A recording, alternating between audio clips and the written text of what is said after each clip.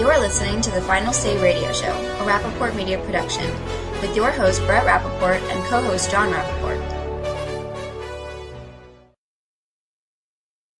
We have Phil Kerpen. I want to welcome Phil. It's great to have you back on the program. Of course, Phil Kerpen is the president of American Commitment.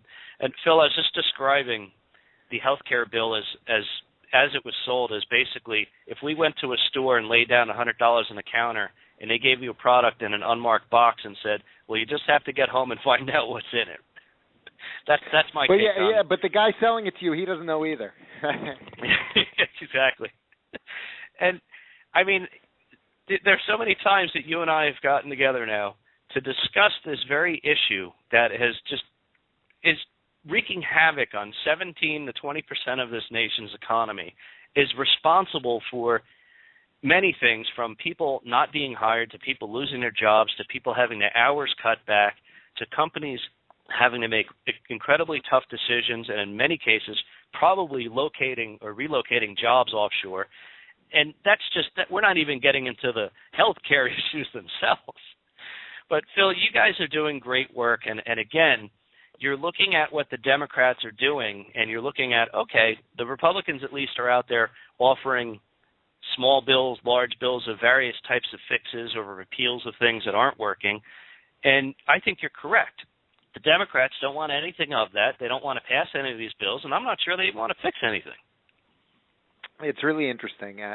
First of all, I'm actually kind of worried about the health care issue this year because I see the Democrats doing what they do so well, lie to their constituents just blatantly, brazenly. And unfortunately, it looks like they're getting away with it because they're all out there on the campaign trail saying, well, I'm working to fix Obamacare. We're going to build on it. We're going to improve it. We're going to make it better. We're going to repair it. And unfortunately, polling shows pretty consistently that if you ask people, would you rather fix Obamacare or repeal it, they'll say, oh, I'd rather fix it by a pretty decent margin, which is the opposite of what happens if you ask them, are you for or against it? If you say, are you for or do you support or oppose Obamacare, people oppose it pretty strongly over supporting it. But if the message frame shifts to this idea of fixing it or improving it, the Democrats can do pretty well. So that's what they're all campaigning on. The problem for them is it's a lie. They lied to us about this thing every step of the way. They lied about it before they passed it. They lied about it after they passed it. They lied about what it would do. They lied constantly. You can keep your plan. Your premiums are going to go down, all this stuff. And they're really lying again now when they say that they want to fix it because, well, they've got no idea how to fix it. I don't think it can be fixed. If they actually put any fix ideas up for debate, they would be exposed as not real fixes because they've got no real ideas. And so at the same time they're on the campaign trail saying, I'm fixing it, improving it, repairing it, whatever it might be. In Washington, they are doing nothing related to health care. The Senate has not passed a single health care bill. They are not debating health care. They are not even considering amendments. In fact, this week, the Senate Appropriations Committee indefinitely shelved the appropriations bill for the Health and Human Services Department because the in-cycle Senate Democrats on that committee, people like Mary Landrieu and Mark Pryor, they said we can't have any votes related to health care. They would be too embarrassing for us back home. You've got to shelve the bill. And Barbara Mikulski from Maryland, the chairman of that committee, she said, okay, we won't do that bill at all. And so you've got this total lie, this fraud going on where these people go out on the campaign trail and say, oh, I'm trying to fix Obamacare. And then back in Washington, they refuse to even allow debate or amendment in committee on anything related to health care. And so I think we've really got to expose the fact that they're lying when they say they want to fix it. They've got no fixes. They've got no ideas. And more importantly, they are not doing anything on health care. And so they really need to be held responsible for this disastrous law they passed exactly as is and exactly as it's hurting millions of people. Yeah, I agree with that. Absolutely everything you've just said. And I also think it's a failure of Republican leadership for almost saying, well, I think we're going to drop the repeal bid. We're going to drop even a lot of the discussion on this and move on to immigration and other issues. But here's the problem, Phil. We have seen the extensions of exemptions and all these things for a large amount of people who would be involved or have to deal with Obamacare.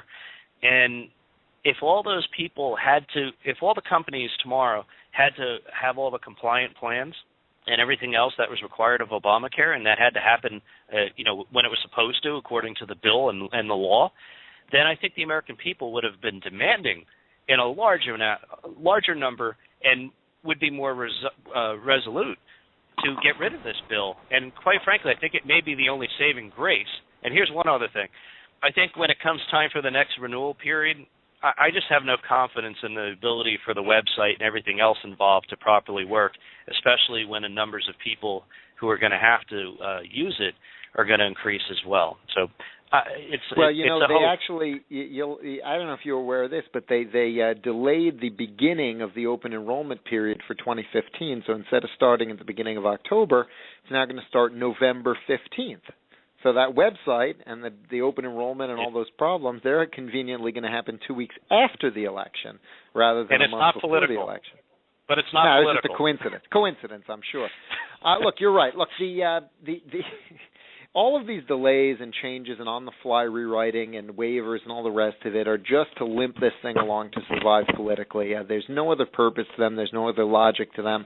It's more proof that they don't have any real fixes, so they're trying to delay enough of the pain to survive politically. And, Nancy Pelosi almost admitted this. She did this interview with Ezra Klein the other day, a couple of weeks ago now, on Vox.com, which is interesting because Ezra Klein was the guy who originally came up with the You Can Keep It lie at Netroots Nation back in 2008. He said, we need to lie to people and say they can keep their plans or we'll never get anything passed. And that was actually caught on video. But he was doing this interview with Nancy Pelosi, and he asked her, he said, you and all these other Democrats are out there saying we need to fix Obamacare. What would you do to actually fix it? And she's first thing she says, which was amazing, and she says, well, I always wanted single payer. And then she starts laughing. Like I always wanted government to just have a complete takeover, totally socialized medicine, control everything, ha, ha, ha. But I know that's not politically feasible. And then she went on this, this weird, she didn't really give any ideas on how to fix or improve it. What she said was, we need to prioritize and see what the most important aspects of it are and somehow get past the finish line. And I'm listening to this, and I'm watching Nancy Pelosi, and I'm thinking, well, what does she mean, get past the finish line? What's the finish line?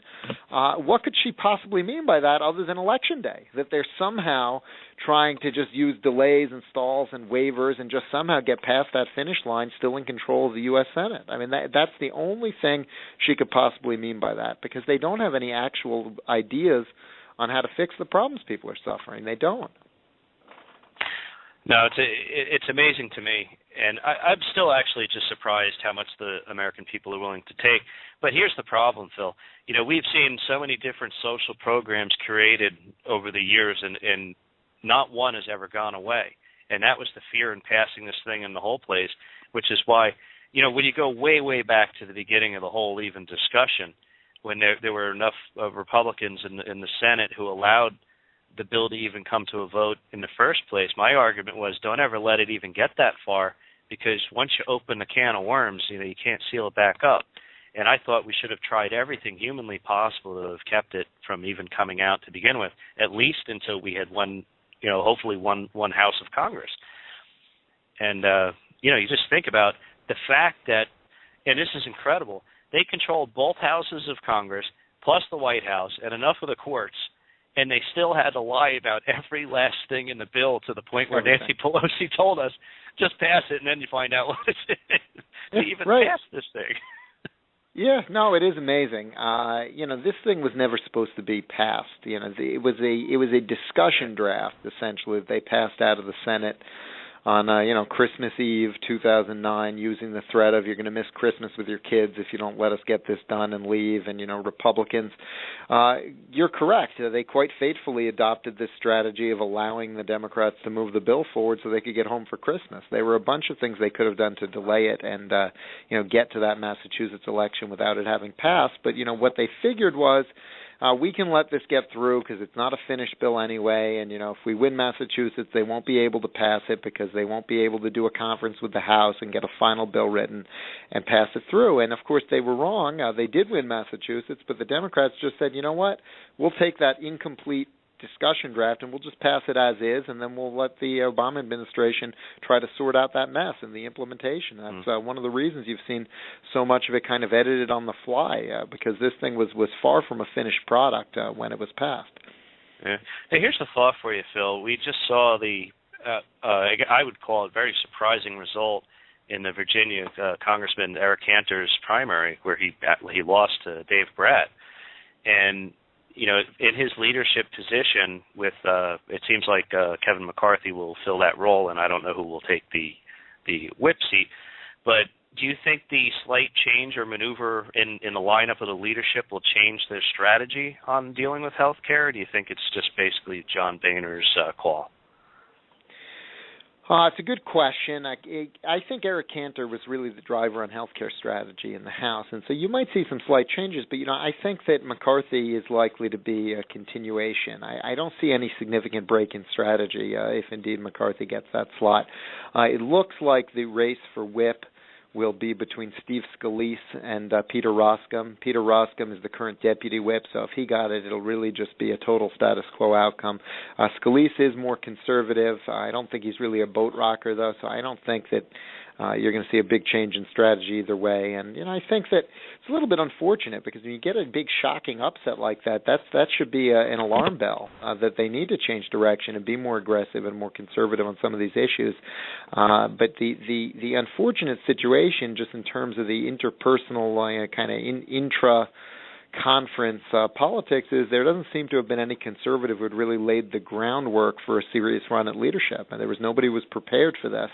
And that is why it looks like McCarthy's going to be able to walk in without much opposition. Yeah, well, clearly no one expected this, but I think a guy like Jim Jordan, who I thought did a relatively good job with the RSC, could have been a decent possibility for one of these positions, and at least would have brought a little more conservative voice in there. And quite frankly, it'd be the smart thing to do, to placate some of the what I would call real conservatives, you know, the ones who really stand by what they believe in. I think as a practical matter, remember, this is elected by the House Conference, so there are a lot of geographic considerations that come into play. The challenge for Jordan running for majority leader is that he's from Ohio, as is John Boehner, and I don't think it's likely that you would have the top two slots from the same state. I think a lot of, you know, you got big groups of Republicans from a state like Texas, a state like California. Just the idea that they would, I just think it's hard to pull that off. And, you know, I think that for Jordan, I think he sees himself as being in leadership with a whole different slate of guys at some point in the future. So I don't think it made sense for him to make a run in joining this current group when it was probably a long shot run. I think that he and a few of these other guys are waiting for an opportunity to try to take out the whole leadership team with a whole new group. That's an excellent point. I wasn't even thinking of that, but that's an excellent point, Phil. Well, so what do you think is going to happen here? I mean, what's the next step in the implementation of the parts that haven't been done? What I'm working on that you and your listeners can help with is just exposing this lie that the Democrats keep telling, that they can be trusted to fix Obamacare. And we've got a 90-second video that I'm really proud of. I think it turned out really good. You can see it at fixitfail.com, and we've also got a petition there. And we're just trying to get, we're just trying to spread this message and get pressure on some of these Senate Democrats who are out there lying all the time, saying they're going to fix Obamacare. We just, we need to get people publicly pushing back on them and saying, if you're really going to fix it, why can't you have Harry Reid allow a debate on health care in the Senate? And, why would we believe you're going to do anything on health care next year if you won't do it this year? And so I really think we've got to undermine this latest lie they're telling and, expose them as really supporting this disaster exactly the way it is, to have any chance of actually, reopening this law and repealing it and reworking it, replacing it with something that'll work. So that's my ask for you and, the action item for your listeners. Go to fixitfail.com, watch the video, share it, spread the petition. And if you ever have a chance to confront one of these Democratic senators in public, preferably, or with a camera there, ask them, how they can dare claim they want to fix it when they've done absolutely nothing to allow any changes to health care of any kind. Well, we could certainly do that. I know our listeners will. But I'd like to ask you one last question, and I think it's another way we could help you.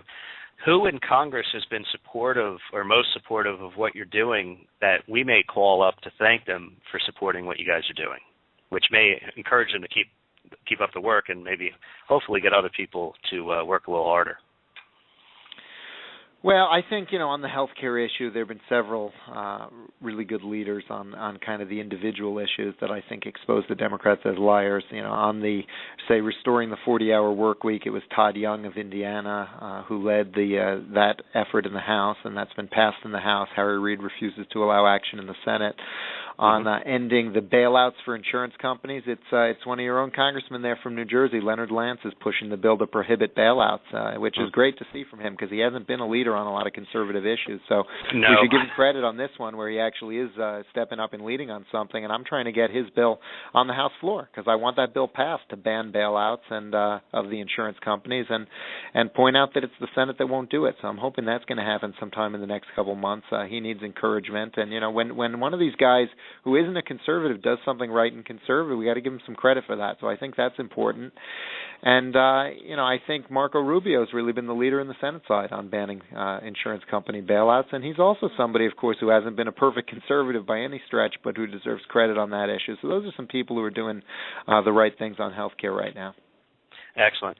And, Phil, what's the website that we can go to not only support American Commitment, but hopefully some people can make some donations and give you the real support that you need? If you go to AmericanCommitment.org, that's the main website. The donate button is right on the top, and that would certainly be appreciated. And once again, the video could be found at? It's fixitfail.com. Excellent. Well, Phil Kerpen, President of American Commitment, it's always a pleasure to have you on the program, and thank you so much, Phil. Keep up the great work. You guys are doing a really good thing here. Thanks. Have a good one. All right. Take care.